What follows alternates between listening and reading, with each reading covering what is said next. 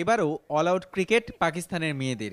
ব্যাটিংয়ের পর বোলিংয়েও ব্যর্থ স্বাগতিকরা। 7 উইকেটের বড় জয়ে 3-0 সিরিজ জিতল অতিথিরা। টি-20 বিশ্বকাপের আগে এমন হতশ্রী পারফরম্যান্স টাইগ্রেসদের আত্মবিশ্বাস নিয়ে গেল তলানিতে।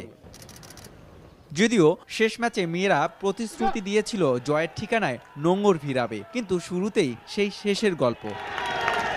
প্যাভিলিয়নে ফেরার মিছিলে টপ ও মিডল অর্ডারের ব্যাটসম্যানরা 32 রানে শেষ 5 উইকেট। তবে আউটের ধরন ছিল প্রশ্নবিদ্ধ। প্রতিপক্ষকে একরকম ক্যাচ অনুশীলন করিয়েছেন আয়েশা সানজিদারা।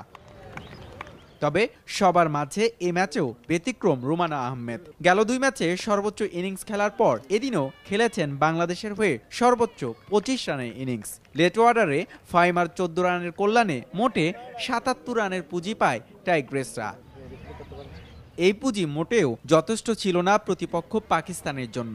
ওপেনার জাফর দ্রুত ফিরলেও আক্রমণাত্মক ব্যাটিং করেছেন অধিনায়ক জাভিরিয়া খান। বাংলাদেশ অধিনায়ক সালমা খাতুন নিজের ছায়ায় যেখানে ঢাকা পড়েছেন, সেখানে ধারাবাহিক ব্যাটিংয়ে দলকে এ ম্যাচও জয়ের পথে নিয়েছেন প্রতিপক্ষের অধিনায়ক জাভিরিয়া খান। শেষ পর্যন্ত তার 36 আর মুনিবা আলীর 19 রানে 31 বল বাকি থাকতেই দাপুটে জয় পায় পাকিস্তান নারী ক্রিকেট দল।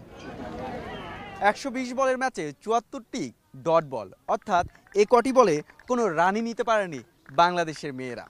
ইনিংসে মোটে 4টি বাউন্ডারি আর 9 জন ব্যাটসম্যান 2 অঙ্কের কোঠা ছুঁতেই পারেননি। এমন হতশ্রী পারফরমেন্সে তো আর টি-20 ম্যাচ জেতা যায় না, সিরিজ তো দূরে থাক। টি-20 বিশ্ব আসরের আগে মেয়েদের এমন পারফরমেন্স তাই গভীরভাবে ভাবিয়ে তুলছে টিম ম্যানেজমেন্টকে। শেখ কামাল, একাডেমি মাঠ থেকে হুমায়ুন কবির রোজ, সময় সংবাদ, কক্সবাজার।